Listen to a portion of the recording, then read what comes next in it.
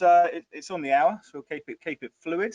But thanks everyone for joining. We're on the final one, the great debate. Anthony Crudele and Ryan Paisey. Hello.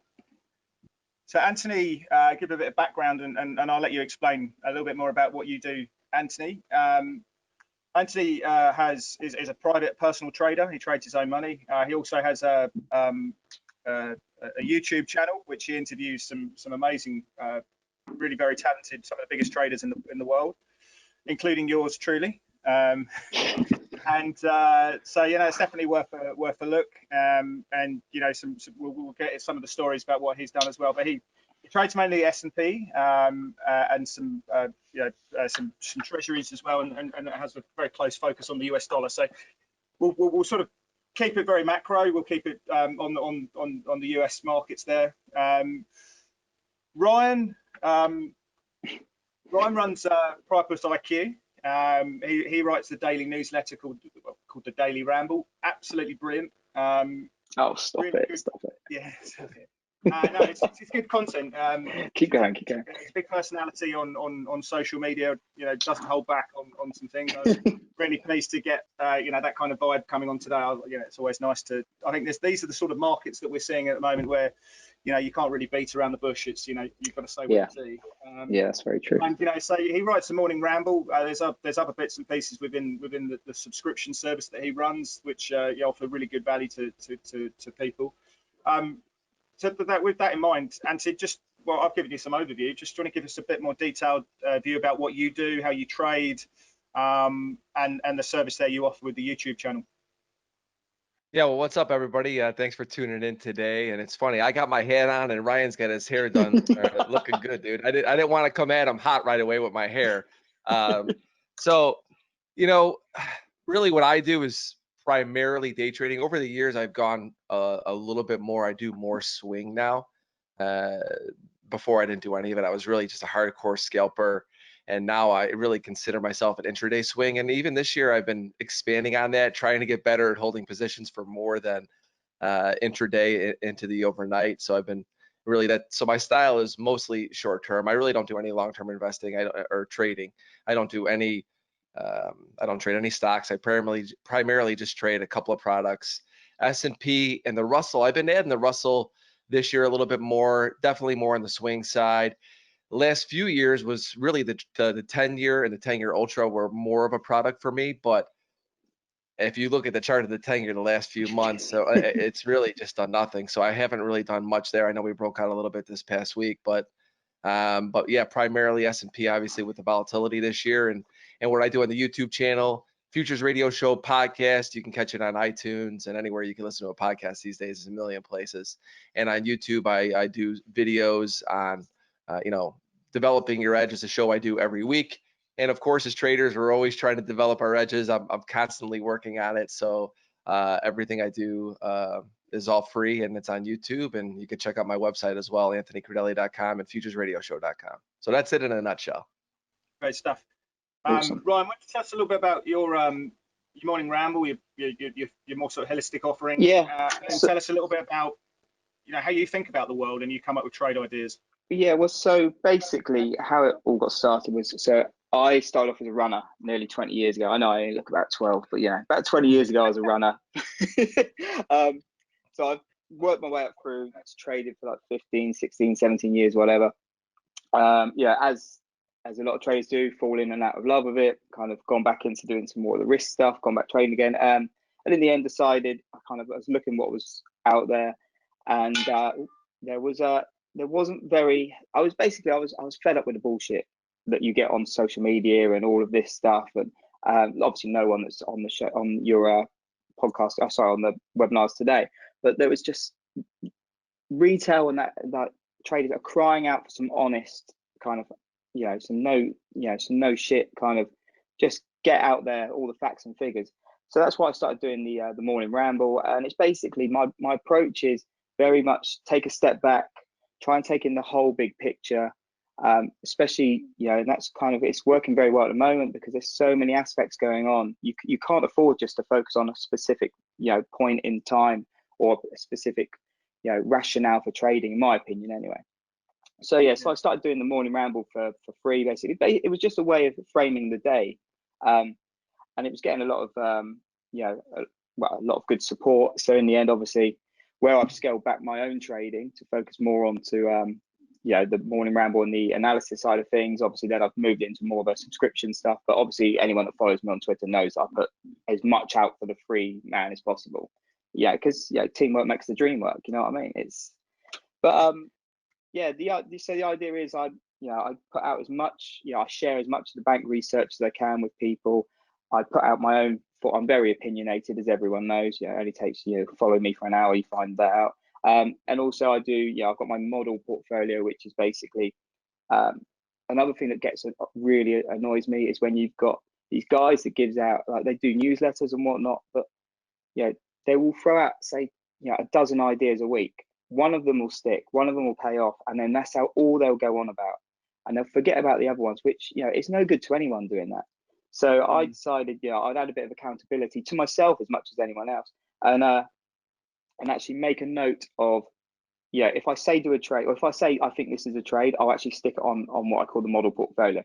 There's no scientific methods behind the sizing or anything like that. I'd keep the sizing, flat sizing to the smallest possible.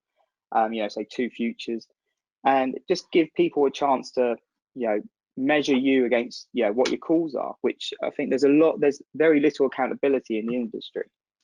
So that's pretty much what I do, and that's kind of my ethos is all about, is accountability and honesty, which I think this industry needs more of, to be honest. I don't have a copy of the model portfolio. I mean, I will when we send out the post marketing. I'll include it because you trade pretty much. You trade some pretty crazy stuff. You got some generic stuff in there, some spot FX, but you trade FX futures. You trade commodity futures. That's all. But then there's some rates. I saw you trading Kiwi rates at one stage, and I mean, how when you're thinking about, when you're getting these ideas, how do you go about what's your process for coming out of, because these things are so different from each other, very different from Anthony's style. It's because obviously Anthony's it's the perfect example of everyone's got their own niche. So Anthony's he does his thing.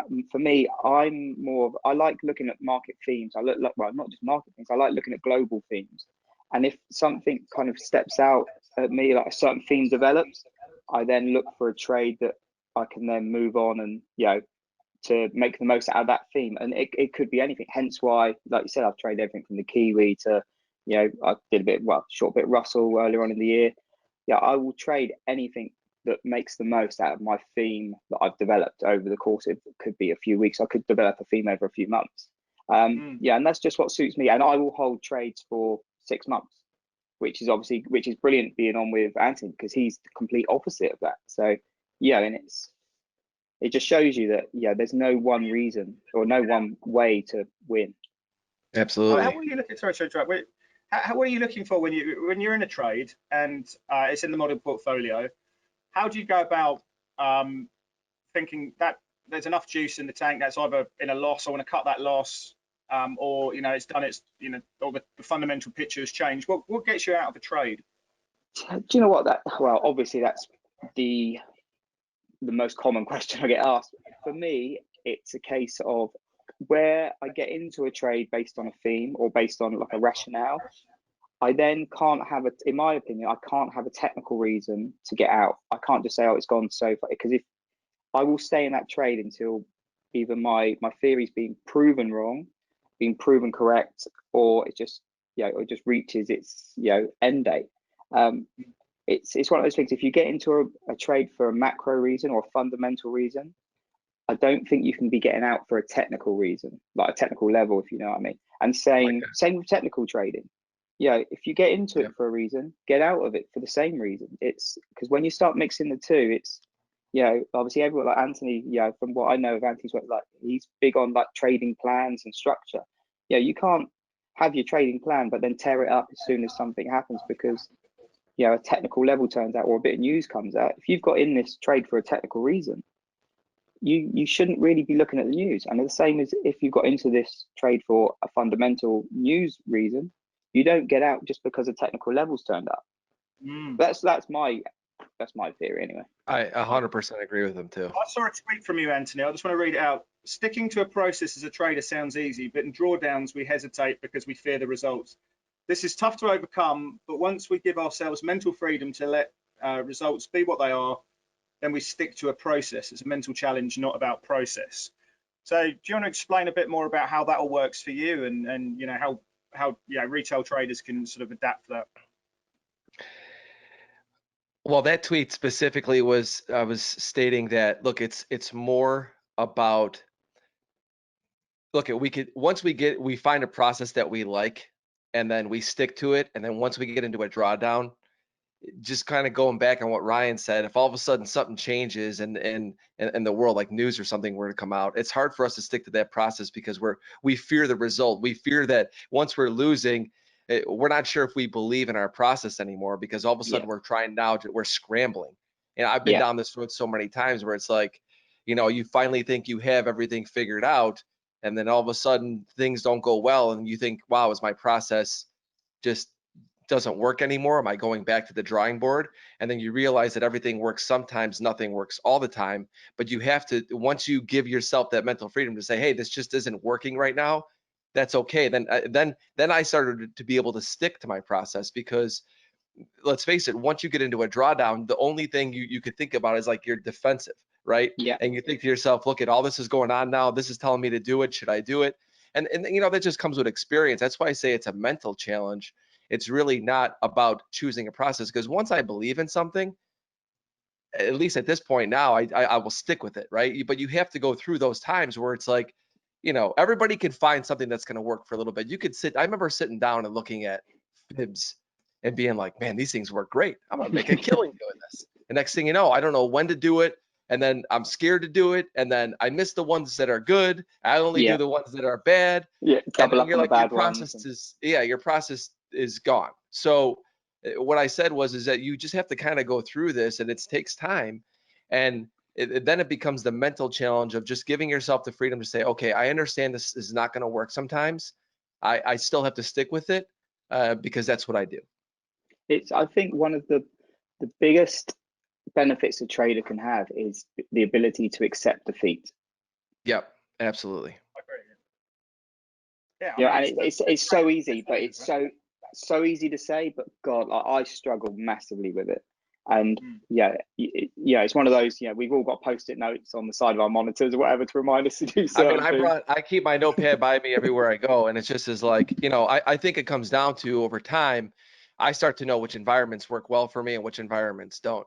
So it's like, once things start to go bad, I mean, I've had several drawdowns this year, and it's like, I look at it, I mean, really, essentially, once you have one losing trade, you're in a drawdown. But the point of it is where, like, I come in and I'm just like, this isn't for me. I just take time off now.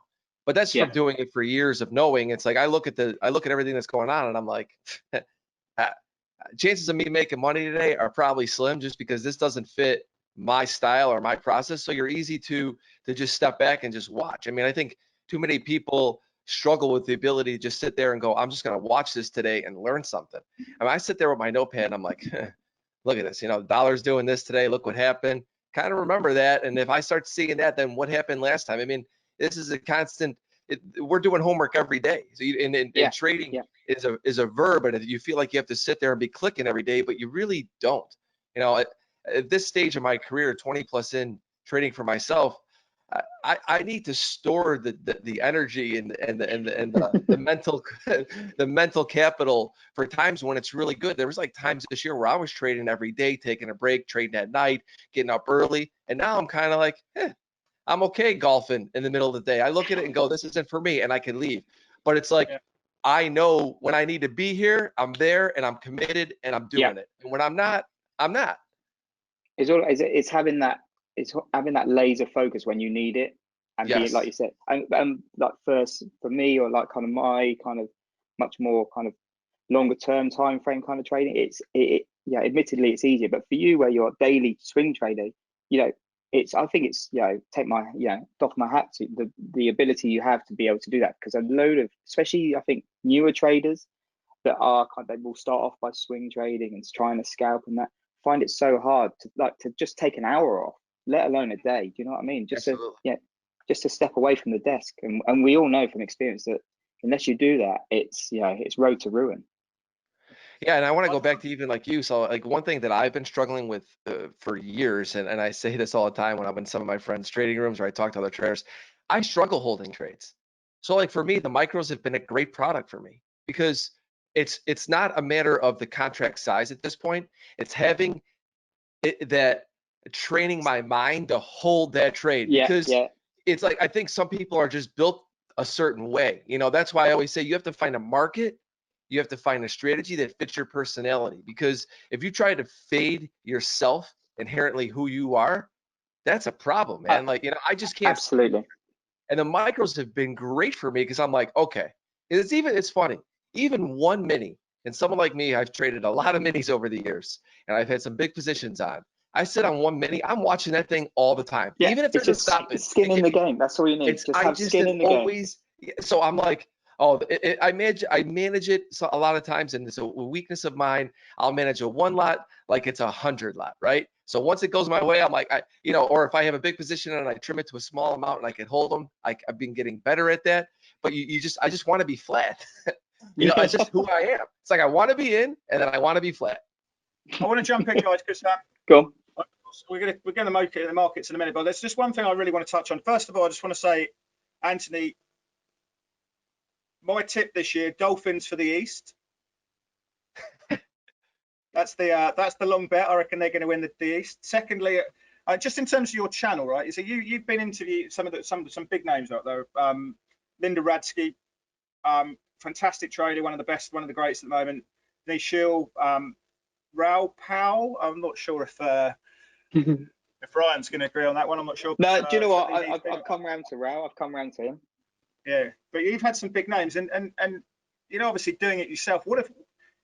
Talk to me a couple of lessons which have been really memorable, which you perhaps have heard from some of these big cats and used in your own trading, and what are those lessons that other people can learn from?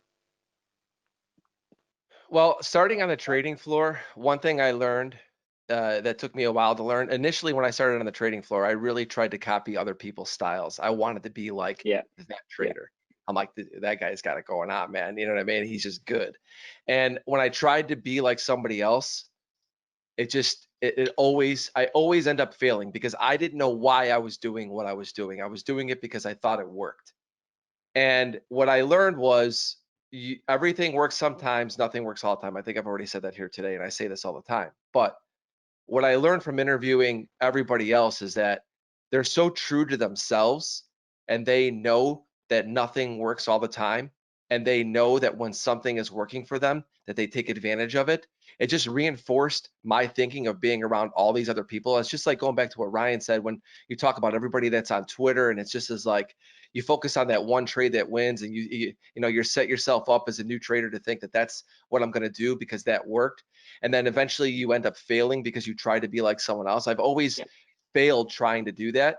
So that what I've learned from interviewing all these other people is that they're just really true to themselves, and they are all been humbled. We've all been humbled by the market. I mean, regularly, pretty much, but they know that this is what their strengths are. They know what their weaknesses are, and they just stay really true to form. Linda's a friend of mine, and no matter how many times I talk to her, the conversations are pretty much always the same.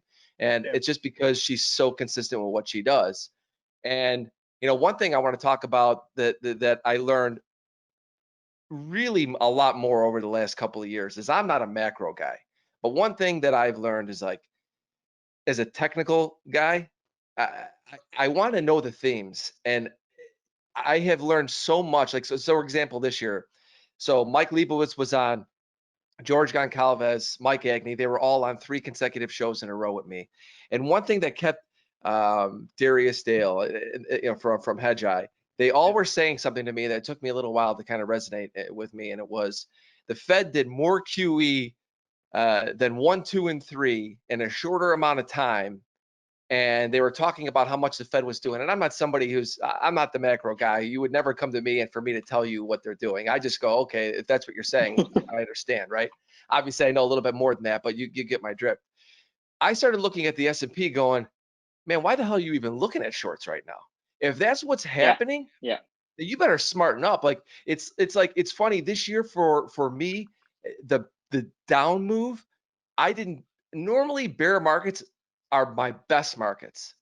This year, the bear market aspect of it was a lot harder for me. And we opened up on Sunday night, we'd be limit down in 3 minutes. I'm like, okay, that's great. I sold actually limit down the low of the year 2 different times. It's pretty impressive that I did that. But anyway, in both times I was working the offer, hoping I was going to get out. But anyway, what I learned was from them, and what I started to take into consideration is, if you could just get an idea of what's happening outside of your world, and you're very strong mentally in your world, you can use that as an edge to help you. Yes. And this year for me, and I am very wary of being short S&P, even as an intraday guy, because I just feel like this is a special time.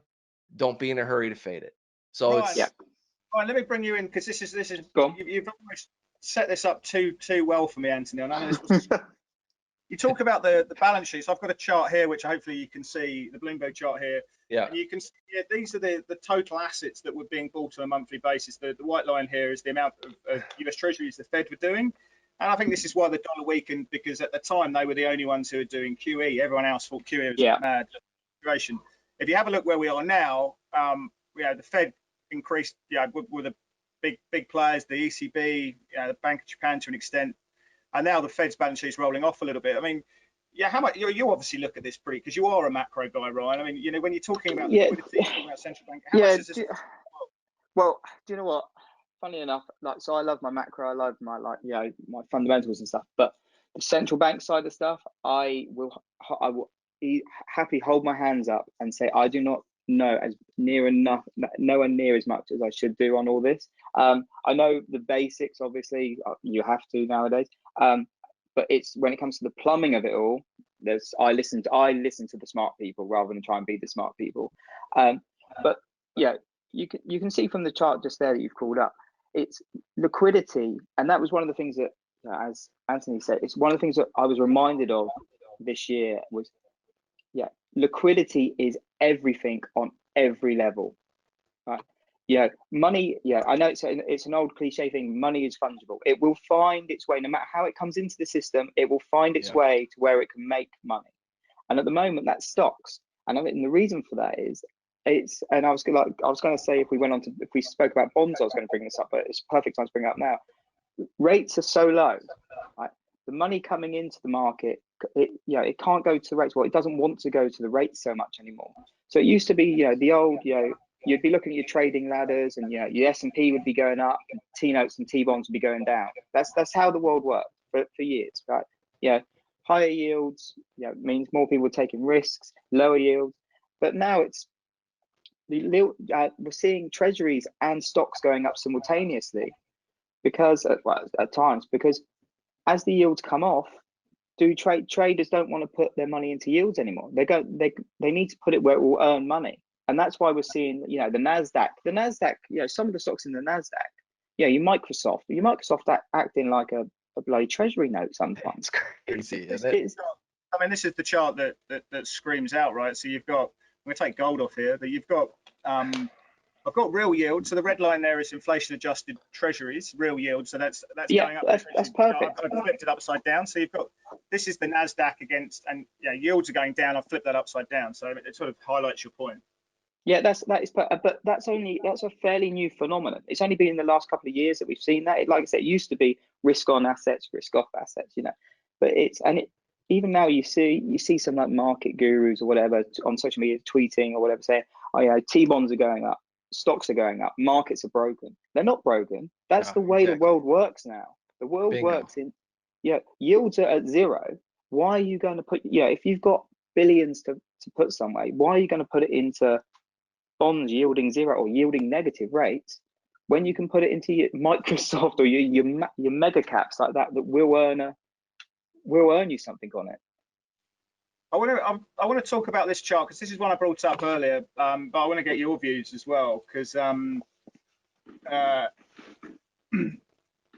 this is we talk about the divergence in markets. I'm just waiting for this to load up now. But you've got here, and this is not chart crime. Please don't. Whoa. this is not cotton against the 10-year Treasury, which you know, got pulled up.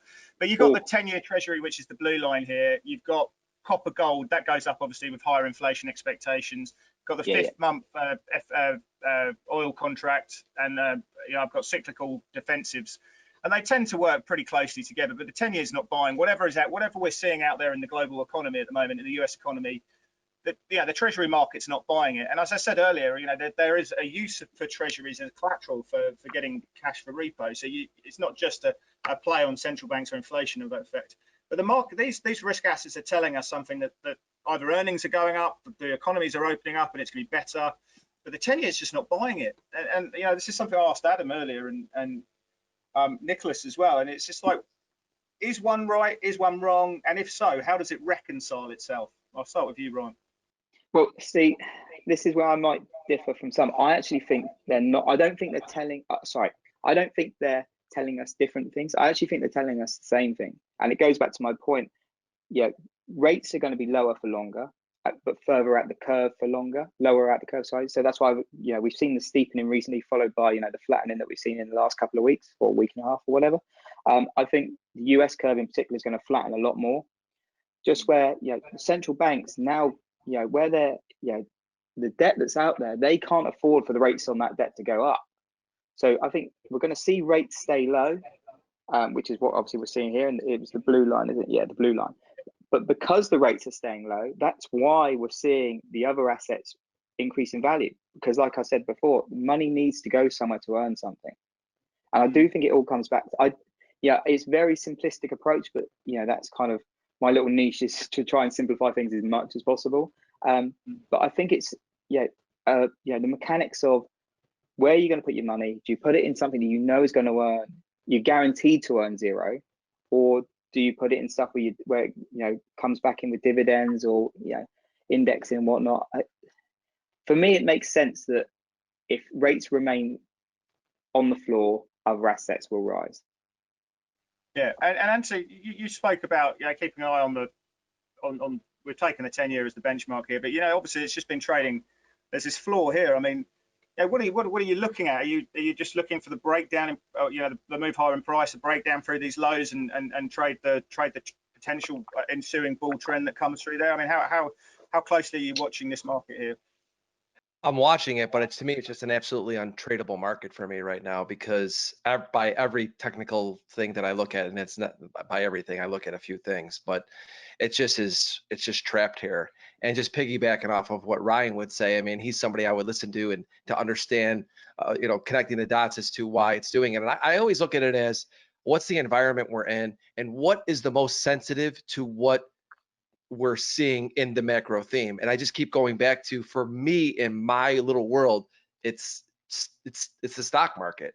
You know, the treasury market is doing what it's doing. I just look off of the reaction of the little bit that I know and say it's trapped. Lower for longer. We've known that for the last couple of years. We know that rates aren't going up.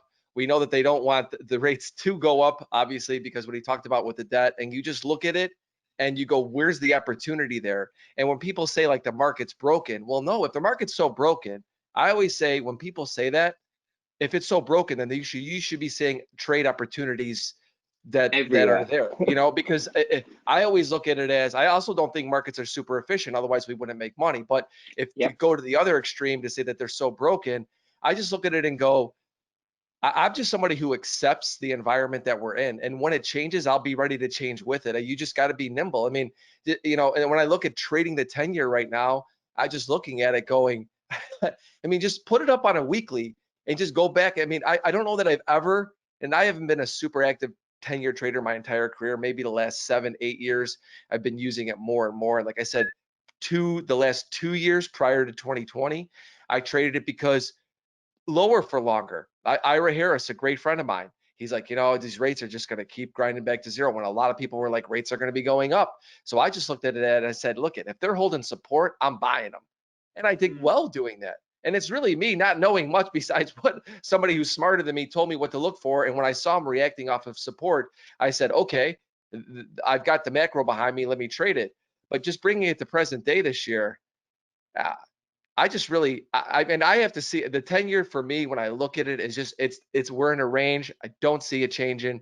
And if it does change, I'll adapt to what it is, but I don't have anything specifically right now that I'm looking at to trade it. I'm a spectator. I'd be buying dips. Buying dips is literally all you would say to it. You'd all be doing it for small increments. So it's like I look at it and tiny. Is it worth it to me? Do I have the patience to sit there and do that? Probably not. So I'm just not doing it. And I just see the opportunity in stocks. I just look at it and go, every big rip down, if it holds support, they're holding them and they're going right to resistance. And I just keep saying, until I see that changing, that's where I'm staying. Yeah, I've got a question for Ryan. Interesting, and I'll maybe bring you in, Anthony, but it's more on the macro side. One of the things that we looked for back on the 19th of February, as soon as we started crashing, and I've got the Nasdaq here, as you can see, and we obviously fell 35% in the S&P. It took us 26 days before the Fed put kicked in, right? And then that Sunday, I remember they came in with the alphabet soup and they started buying debt through the government, and the market just went bang. Right, let's do it. Let's just bid up everything. Liquidity. The Fed are now backing, and the Fed put kicked in, right? The question is I think really since the 30s is the Fed put generally works every time. Well, it actually does work every time. The question is we've got this market now which is ripping higher, and it's just one of the most beautiful trends you'll ever see in any kind of market. Part of this has to be down to the fact that the market just knows that central banks have got their back, right? And how much further can this go? Because the talk of bubbles now is there, but the central banks won't let it collapse, right? And how do you see that? Well, it's a very good point. The Fed, we were told that the Fed aren't looking at the stock market when they come out and say stuff like this, but we've had a couple of things where they will, funnily enough, come out on a bad day and just throw some Yahtzee tiles at the floor and see what kind of acronym comes up. What I will say is I don't think you could be using the Nasdaq for this one, because I honestly I'm still bullish Nasdaq. I'm long tech, I'm short broad base, I'm long Nasdaq, I'm short Russell. But going back to your point, sorry, it's a hard one because like you say, when the Fed step in, history says it does work. Is the market getting slightly more concerned that one day it might not work? Definitely, I definitely think we're seeing that. But it's. I remember the last crisis, when we were hearing billions for the first time, literally on the squawk, we were being told, 100 billion was coming into the market. And you were like, what the hell is a billion? People are buying new calculators to get get enough digits on their calculator. Remember that? And now we're into trillions. It's, and for the stocks, I think for many other markets, they might not believe what's going on with the central banks. And I think we're already seeing that. But for stocks, I think the more money that comes into the system, it will end up in the stock market for the reasons we've spoken about before. Obviously, that's the high grade stocks that I'm referring to now. This is why I don't mind shorting the Russell, because the Russell is obviously much broad based index, and there's a lot of trash in there. Let's be honest, and that won't the Fed money won't filter down to a lot of those corporations. And that's where we're going to see predominantly the most bankruptcies now. And I do think the true wave of bankruptcies is coming. Obviously, they've not been allowed to go bankrupt yet because of all the stimulus and the rescue funds and what's not come in. You're not going to see Nasdaq companies go bankrupt. You're not going to see S&P 500 companies. Well, apart from the famous one, you're not going to see a large percentage of those big indexes, those companies going tits up. But we could see so I saw someone saying up to 25% of Russell 2000 components going bankrupt over the next 2 years. Obviously, that's a big number. That's a huge number. So I'm not saying it's going to be anywhere near that, but I do think you have to, at the moment, all we're doing is kicking the can, right? All we've done since the global financial crisis, we've just kicked that can. There has to come a point when, that can is too big to kick. I'm looking at some of these ratios because I like pairs trading. You talked about being long short Russell. Well, if you have a look at the middle pane here, you can see the Russell against the S&P. So you can see that's now started to roll over. So obviously being short Russell, long S&P, seems to be a trade that seems to be working quite well there. Cyclicals continue to outperform defensive. So that's obviously a tick in the box of what we've been seeing as probably part of the short or long fixed income trade. You know, cyclicals are going to work quite well in that environment. What concerns me is high beta stocks are starting to really underperform, you know, the more safe, low volatility ones. So when you're looking within the index, some interesting trades there. You know, obviously you stay growth over value in this environment. Do you know what? Part of me on this, I'm really not sure on this. So I'm not going to go out there too much, but I do think it kind of comes into, is some of this to do with, you know, not obviously no one wants to talk about your Robinhood traders, and I'm not going to specify them, but in terms of, there's a lot of like the dash for trash. There's a lot of, you know, people out there for your more volatile stocks, and I think in low volatility times, you know, your more illiquid aspects of the market will, you know, have exaggerated moves. It's, do you know what, that is something that's, I really have no idea what's going on there, so I really don't want to start, you know, trying to, you know, make it up as I go along. Yeah, what do you think about the Robinhood side of things, Anthony? Because I've been putting a bit of work into this, to be honest. I mean, we saw Citadel coming out yesterday in a note, but Bloomberg put it in their top note article saying that 25% of the flow through the market on any given on a big day comes from retail traders. So they are now a major player in the market. In April, we saw the big 5 brokers in America who are all doing COM3, obviously selling their flow to the Citadels of this world. 19 million trades a day on average across these 5 brokers. So if you do a small $500 ticket size, you're talking about somewhere in the tune of about 20% of the turnover you see in the S&P or equivalent of. So they are a major force now, and that's why you're seeing, you know, these high growth names just going forward. I mean, yeah, how much do you consider that side of things, the retail trader as a new established force within the financial markets now? I've never put any thought to that, to be quite honest with you, because I look at it as I'm going to do what I'm going to do regardless of who the forces are. I mean, I guess when I look at it from when I started and when I saw the pit and how everything has moved forward, there's always ebbs and flows of players in and out of markets. And at the end of the day, I look at it and go, I don't know how much it's going to change what I'm doing or I'm thinking.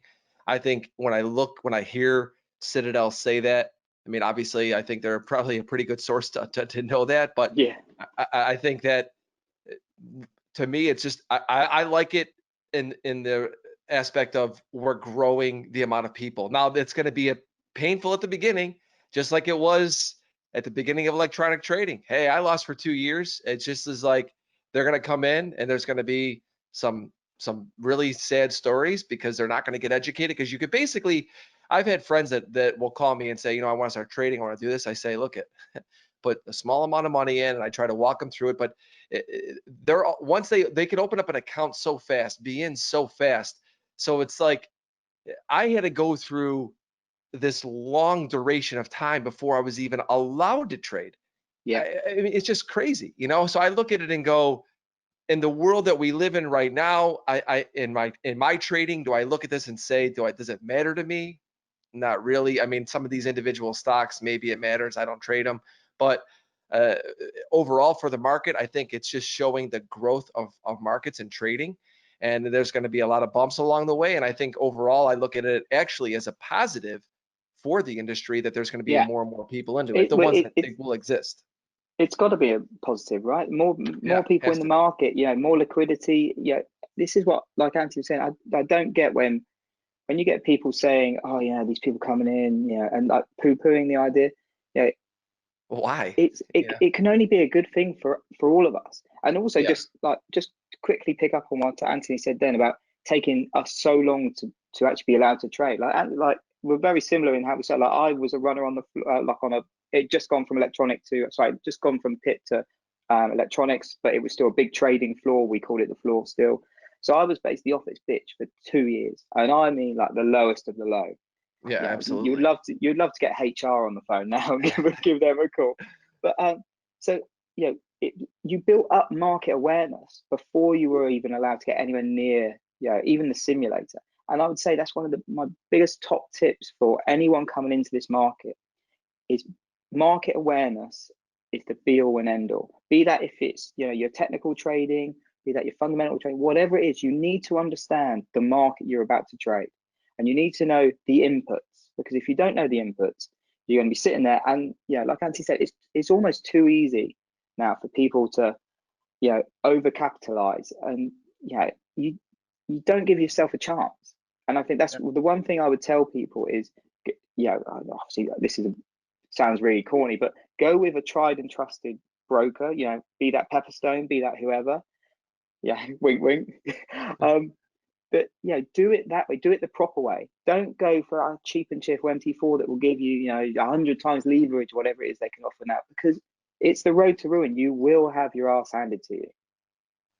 I want to talk about flow, because, you know, I used to trade mid caps for US Bank many years ago, and my key advantage was flow, getting really good access to flow.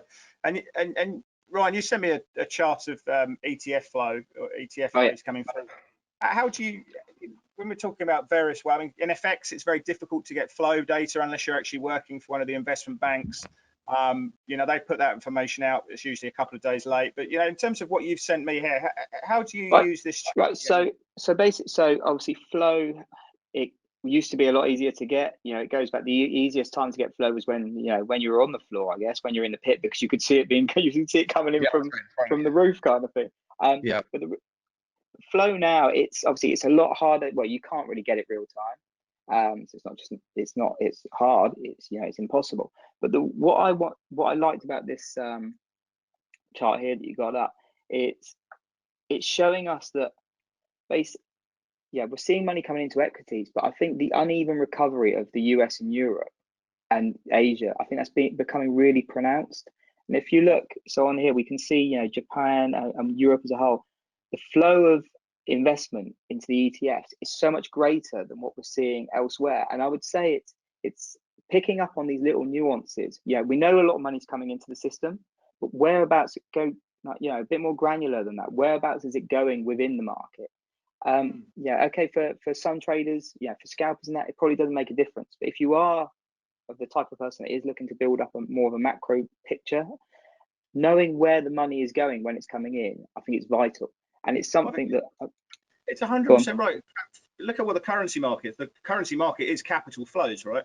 Yeah. And one other point, and this leads into a really nice point here, because I love this chart. You know, when you're looking at where money is being redistributed, a lot of money has come out of the US recently, because the rest of the world the growth is sort of mean reverting. The US was had this exceptionalism. It was the best performing economy. Trump came in with tax cuts at a time when a fiscal stimulus at a time when it was, you know, near full employment and all these kind of things. Like, economists were like, whoa, no one ever does that. That should never happen. And you saw everyone going into the US because it was the place, it was an island onto its own. We're seeing a mean reversion now and capital's being redistributed. And that's something that could go forward. But, you know, when you're talking about that, that's the very essence of the currency markets. It's capital flows and where money's going around. So I think, you know, when you're seeing charts like this and it's saying all the money's going into, you know, Canada and all these places. Well, it's almost everywhere but the US. Well, that's right. And this comes into the next point, right? So then one of the biggest event risks that's coming up, obviously in November, is the election, right? And we've talked about it before. Anthony, you're going to go for a lot of pain over the next couple of months in terms of the news flow. And obviously, I don't want to get your political view, but, you know, for me, if Biden wins, I think the dollar's going to weaken, and I think money's going to try and chase other assets outside of the US. I mean, what do you think? I'm going to answer that question, but I just want to go back to this. As someone like me, this ETF flow chart, for someone like myself who is the day trader, who, as I talked about, I use the macro themes to help me. These are the kind of things that once you're really set in your ways and you understand your process and you get information like this can help support your intraday trading, because you can look at it and go, okay, look at these flows, especially, you know, like you said, you talked about the currency traders. I think that I've learned not to be so narrow-minded and say that I know the end all be all. That's one of the things I've learned from the podcast is, like, if once you know yourself and you're strong, you have that personality that could deal with it, and you get all these different things going by you, you could pick some things that could actually help you to understand those underlying themes. And when you're in trades intraday that this supports the macro, these are the trades I would hold longer. I've been holding longs longer in the S&P than I have been because I know of what's going on. So I just wanted to make that point, because for the traders out there that are saying, well, how do I use this? You don't need to know everything about this. Yeah, but no, if it supports your technicals, then that's a good thing for you. Yeah. Now, I think this is something that you could end up, you could actually try and know too much about it. Do you know what I mean? yes, exactly. That's exactly my point. It's like, I don't know a lot about a lot of these things. I just find people that I trust and I like it. And if it fits in, it supports or contradicts what I'm looking at, I just keep note of it. Getting back to the election, I'm going to tell you, I am going to have such an open mind for this that I just look back at the election. I mean, it was the craziest, one of the craziest days in my 20 plus years.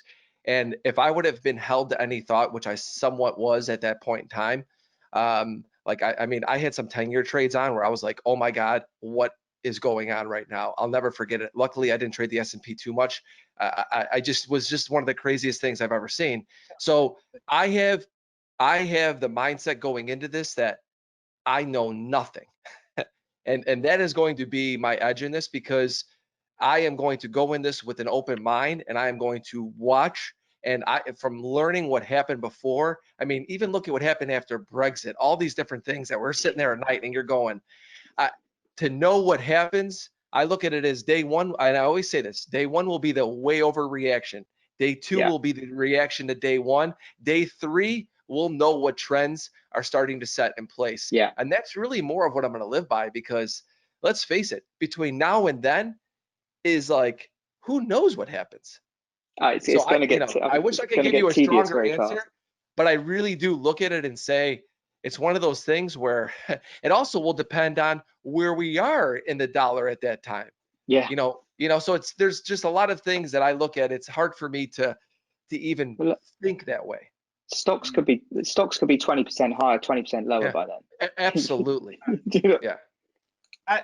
Ryan, obviously in terms of your morning ramble, you focus on the UK very heavily. You're there. You have your Greg's sausage roll every morning, and you no, actually, never step foot in a Greg's. That's my claim to fame. In terms of, like, obviously we're coming up to the deadline on Brexit and or the talk on whether they can extend. There's a lot of stuff going on at the moment. The pound's trading as a bit of a risk on, risk off currencies, in line with pretty much every other thing that's going on. What's your view on the pound at the moment, either against the dollar, or do you play it against one of the crosses at the moment? Pound as a whole, I'm very bullish, but then I'm bullish from a little bit higher, so we'll keep that one short and sweet. I'm long from higher, let's put it that way. I'm holding this one. But do you like that? It's a great point to talk about the pound in this sense. And when you say about, against the dollar, against euro, it's something that actually I've made a note that I wanted to bring up, especially that I think it's great advice for newer traders, especially newer traders trading currencies. Currency, we trade currency pairs, right? We need to remember that it's a pair. You're trading one currency against another currency. So many people I see make the mistake of saying, I want to get long the pound, or I want to get short the dollar, but they forget, what are you going to get short against, or what are you going to get long against? And I see that all the time, and especially with like newer traders. If I want to get long the pound, that's fine. That's only half the battle. Is now you've got to decide what are you going to get long the pound against, because you could be right, the pound could strengthen, but you'll lose money because the currency you've chosen to do it against has got stronger. So anyway, so I just wanted to get that out of the way, because I do think it's a massive point that's easily missed. Coming up to Brexit, I'm a big believer in the fact that this is all going to get sorted out on the last minute. It's what's happened for the last 3 or 4 times these deadlines have turned up. It will get sorted in the last couple of days, possibly the last day or so. My opinion is Europe will come to a small compromise. They'll probably bend the knee a little bit more than the UK. Basis on that being that with the recovery fund that they can't get through, they're going to be under a lot of political pressure internally. It's going to be a case of in layman's terms, it's going to be like they're going to be sitting there going, look, we're getting by the COVID, we need the recovery fund. The last thing we need on our plate is also another Brexit issue. That's a very simplified approach, but I do think that's pretty much how it's going to play out. So I love sterling. I also think the UK stimulus and like recovery, what we're putting forward in reaction to COVID, I think it's probably up there as the best reaction in the world. It's been no messing. It's been to the point. It's been very targeted, very direct. Obviously, I'm sounding like I'm Tory boy through and through, but I'm bullish the UK basically. TLDR on that one. Yeah, I mean, it's a point I haven't really touched on tonight is the whole what's going on in COVID, and we focus, mobile markets focus probably 90% on what's going on in the US. The way I see it is that the market, I think the sensitivity has fallen a bit. The market sort of picks and chooses. You see the daily case count going up substantially. Markets are up. Next day, markets are down, and Bloomberg headlines are like, we're focused on the mortality rate or the positivity ratio. The market just chooses what it wants to see on any given day, and you probably focus on flow. Anthony, as a man who lives in one of the big hotspots at the moment, I mean, do you think the market really is?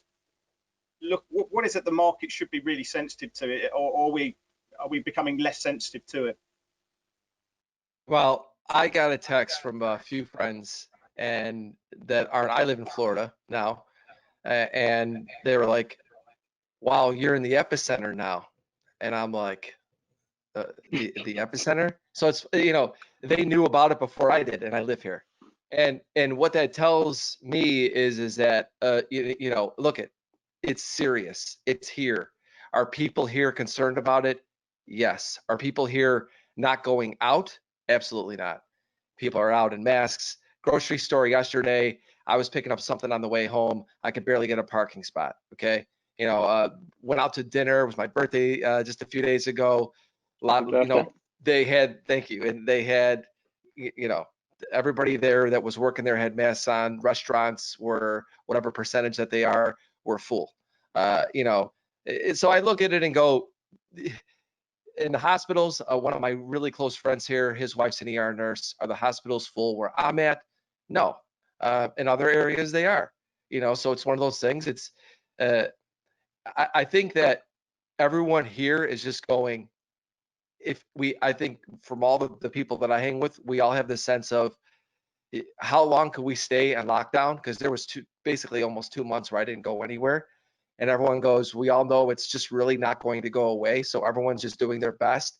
And people are smart. I mean, you're going to protect yourself and you're going to protect your family as best you can. And I think that the people here are just looking at it going, we're moving forward. And I look at it as, I feel like so many people don't think about this, but I feel like it's almost impossible for this thing to go away anytime soon. Yeah. It's going to be here.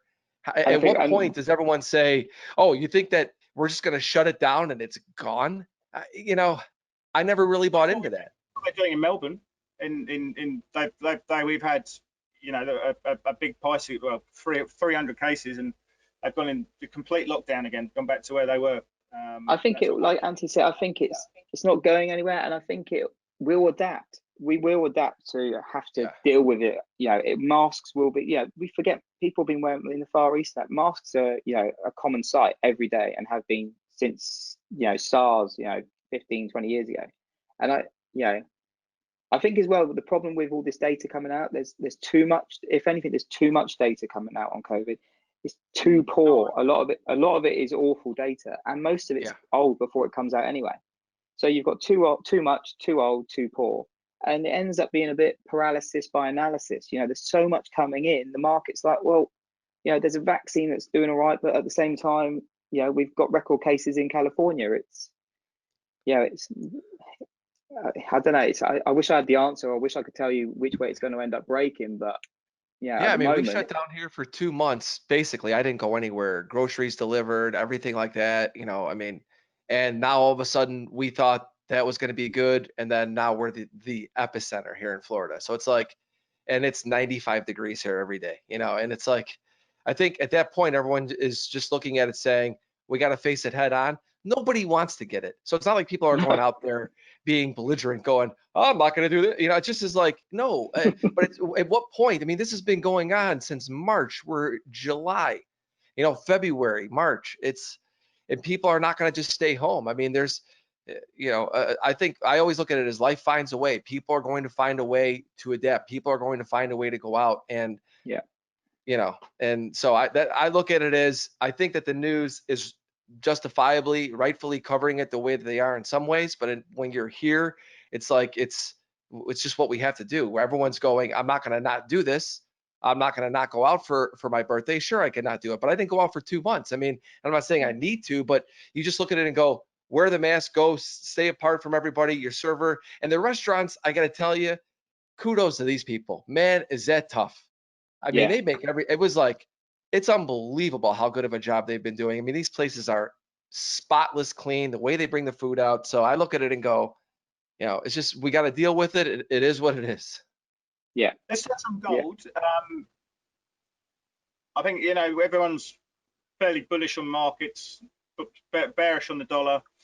And we've been talking about what's going on with treasuries and real yields as well. So I'm guessing we're all in the camp that long, you know, over time gold's going to appreciate. What's everyone's view there? Yeah, mine's long and longer. I think, yeah, rates down. I think demands will start creeping up. Also, you got this chatter about we could be entering the commodity super cycle and all this stuff coming through. I'm struggling to find reasons not to be long gold. I am long gold, disclaimer and all that. But then again, yeah, when everyone thinks the same thing, it's normally when the arse falls out the trade. You know what I mean? It's yeah. Personally, I'm long. I'm bullish gold, not as bullish as gold as I am cable, but yeah, we'll see what happens. Anthony, I always look at it as, for me, gold. When I look at gold, I rarely trade it.